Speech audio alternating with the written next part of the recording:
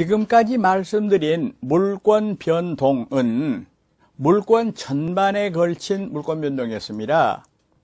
이걸 우리가 이제 총론적인 부분이다 이렇게 말씀드릴 수가 있습니다. 이제 강론적인 부분은 개별적으로 이야기하자는 겁니다. 그러면 앞에서 제가 말씀드릴 때 민법에 8가지 물권이 나와 있는데 그 중에서 한 가지를 빼버린다 그랬습니다. 질권을 빼버린다. 왜냐? 시험 범위가 아니기 때문에 동산에만 적용되기 때문에 그래서 빼버립니다. 그러면 7가지가 되겠네요. 그래서 우선 우리가 물권 강론 그래 봅시다. 7가지를 말씀드리는데 순서대로 점유권, 소유권, 지상권, 지역권, 전세권, 그리고 유치권, 저당권을 차례로 말씀드리되 이번 강좌는 점유권 첫 번째 강좌가 되겠습니다. 제55강입니다. 예고 말씀대로 점유권 시작하겠습니다. 먼저 점유라는 말이 어려운 말인데요. 점유는 물건을 사실상으로 지배하는 상태를 점유라고 얘기를 합니다. 그러면 여기서 물건을 사실상 지배한다 했기 때문에 소유자가 점유자일 때가 있습니다. 지금 내가 입고 있는 옷, 그리고 내가 타고 온 자동차를 회사 주차장에 파킹해 놓고 올라와서 강의를 합니다. 이랬을 때 그 자동차도 내가 점유하는 겁니다. 내가 권리자로서, 소유자로서. 그런데 예를 들어서 갑은 남의 아파트를 빌려서 거기서 살고 있다면은 소유자 아니지만은 임차권자로서 점유를 하는 겁니다. 그리고 더 나가서 지상권자도 점유를 합니다. 그런데 어떤 사람은 예컨대 을은 남의 물건을 도둑질해 가지고 남의 카메라를 도둑질해 가지고 목에 걸고 차고 다니면서 목에 걸고 차고 다니는 게 점유 상태입니다. 그러면서 자기 것처럼 경치를 촬영하고 사용을 합니다. 그 사람도 점유자입니다. 그럼 여기서 사실상 점유라는 거는 정당한 권리가 있건 없든 따지지 않고 사실상으로 지배한다 라는 얘기가 되겠습니다. 그럼 거기는 두 가지가 있네요. 정당한 권리를 가진 사람도 있고, 예를 들어서 소유자, 임차권자, 지상권자처럼 전혀 권리가 없는 사람도 있고, 예를 들어서 도둑 또는 임대차 기간이 다 끝났는데도 집주인이 비워달라고 하는데도 개기고 안 나가는 사람, 이런 사람은 정당한 권리가 없으면서도 점유를 가지고 있습니다. 여기서 제가 자꾸 정당한 권리 그랬는데요. 물권의 종류 분류할 때는 이 정당한 권리를 본권 그렇게 말합니다. 자, 그런데 이 점유가 있으면 민법은 일종의 물권인 점유권을 인정을 해요. 점유, 이것이 그러니까 요건이고 점유권이 효과고 이렇게 우리가 얘기할 수가 있다는 얘기입니다. 그럼 이렇게 되겠네요. 도둑놈이 남의 물건을 훔쳐가지고 남의 카메라를 찍고 다닙니다. 그런데 예를 들어서 얘기할 때 제2의 도둑이 와서 그 카메라를 뺏으려고 그러면은 자기 거 아니니까 뺏길 수밖에 없냐. 그렇지 않습니다. 그 도둑하고 격투를 해가지고 물리칠 수가 있습니다. 이거를 점유보호 청구권이라고 말하는데 도둑의 점유는 정당한 점유가 아닌데도 불구하고 점유권이 인정된다는 얘기입니다. 다시 물건에 대한 사실상의 지배 점유를 법률 요건으로 해서 법률 효과가 생기게 돼 있는데 이런 제도를 전부 다 합쳐가지고 우리가 점유제도라고 얘기를 한다는 거죠. 그러면 점유권과 점유의 성립이랬는데요. 여기서 점유가 성립하면 그로부터 점유권이 생겨납니다. 즉 점유제도입니다. 이랬을 때 민법 규정을 보았더니 민법은 이렇게 정리를 하고 있습니다. 물건을 사실상으로 지배하는 그런 상태를 가리켜서 점유라고 하더라 입니다. 여기서 사실상 지배라는 것은 법률상 지배 아니다. 다시 말하면 본권이 있든지 없든지 상관없이 지배하는 경우가 될 것이다 이 말입니다. 그러나 여기서 사실상의 지배는 어느 정도의 계속성이 있어야 돼요. 계속성. 흔히 우리가 이렇게 말하죠. 공원에 가서 오후에 벤치에 앉아 있다. 그러면 벤치에 앉은 사람이 그 벤치의 점유자라고 볼 수 있는가? 그렇지 않다. 이런 얘기죠. 자, 그런데 사실상의 지배, 이게 어느 정도 계속성 있는가에 대하여 뭐 우리가 더 들어갈 필요는 없습니다만은 판례 하나를 우리가 이야기할 필요가 있습니다.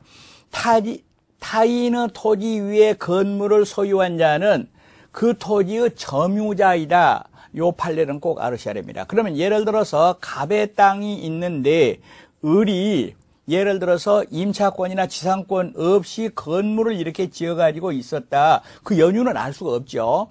그랬을 때는 을은 이 건물 점유 말고 이 토지에 대한 점유자이다. 그 말입니다. 만약에 이게 이제 20년 이상 평원, 공연, 자주점유가 계속됐다면은 취득세 문제가 생기는 겁니다. 다시 건물은 소유이지만은 그 건물을 소유할 그 땅을 아무런 권한이 없다 하더라도 토지를 점유하는 상태다라는 거 알아두시기 바라겠습니다.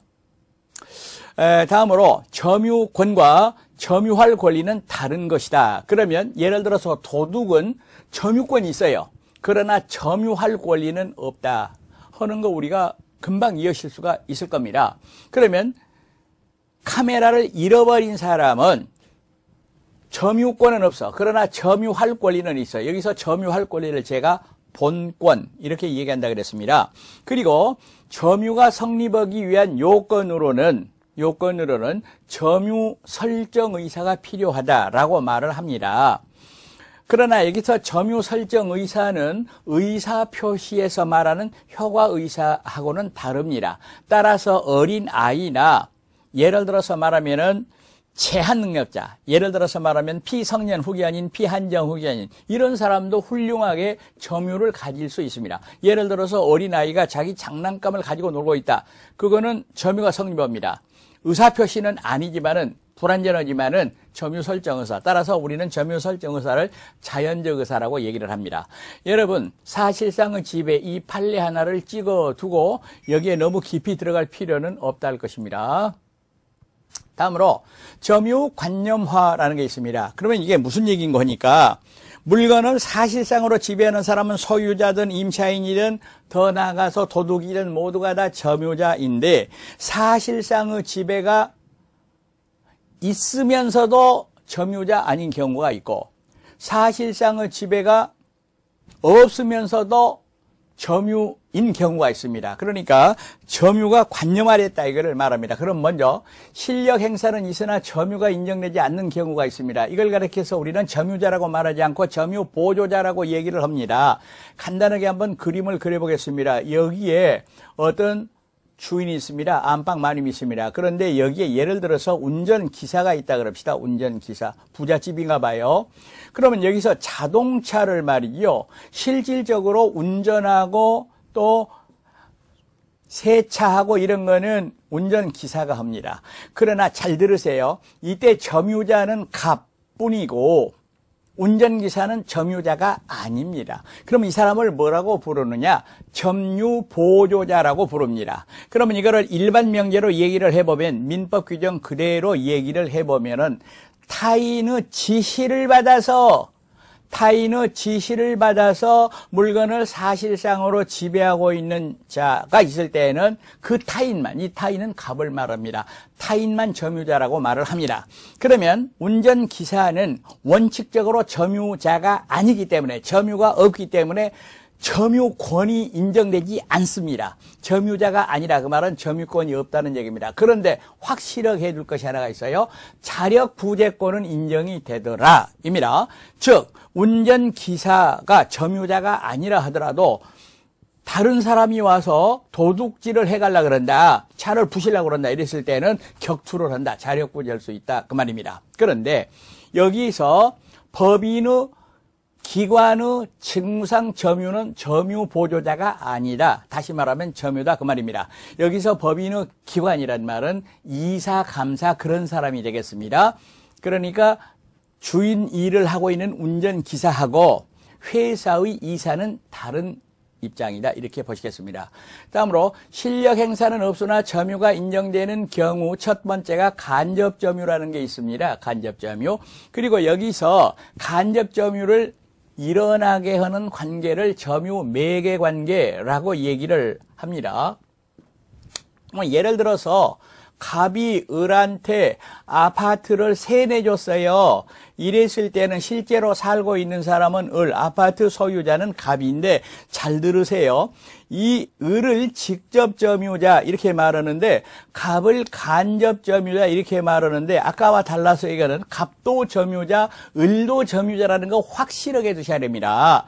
이때 갑을 간접 점유, 을을 직접 점유 이렇게 얘기를 합니다. 그리고 갑을 간의 관계를 점유 매개 관계라고 얘기를 합니다. 여기서 점유 매개 관계는 중첩적 두 개가 성립할 수도 있어요. 을이 갑의 동의를 얻어가지고 병한테 빌려줬을 때는 이것도 점유 매개, 이것도 점유 매개가 된다 이 말입니다. 간접 점유. 그러면 여기서 의미가 있는 것은 갑은 실질적으로는 그 집에 살지도 않으면서 점유자가 됐다 그 말입니다. 이랬을 때 중요한 것은 직접 점유자는 간접 점유자에게 점유 보호 청구권이 있다는 얘기입니다. 다시 말하면 갑이 을에게 세내주고 나서 다시 자기가 그거를 사용하려고 문 열고 들어온다. 안 된다 이 말입니다. 점유 보호 나가 이렇게 말할 수 있다 이 말입니다. 그러나 간접 점유자는 직접 점유자에게 점유 보호 청구권이 인정되지 않는다라는 얘기입니다.